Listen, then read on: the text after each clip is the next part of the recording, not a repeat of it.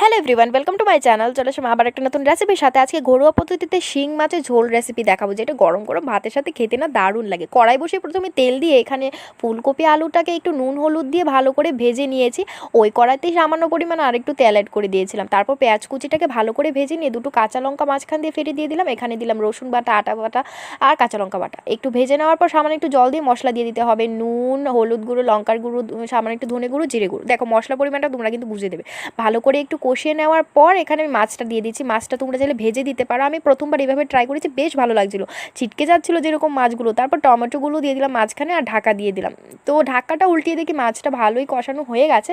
এখানে আমরা দিয়ে দেবো ফুলকপি আর আলুটা আগে থেকে ভেজে রেখেছিলাম। আর একটু নাড়াচাড়া করার পর এটাকে ভালো করে আবারও ঢেকে দেবো, সব কিছু একসাথে যাতে কষানো হয়ে যায়। দেখতে পাচ্ছ ভাজাটা একদম কমপ্লিট। এখানে দিয়ে দেবো পরিমাণ মতো ঝোল, আর ঝোলটা ফুটে গেলেই কিন্তু সার্ভ করতে পারো তোমরা। ভীষণই ভালো হয়েছিল রেসিপিটা।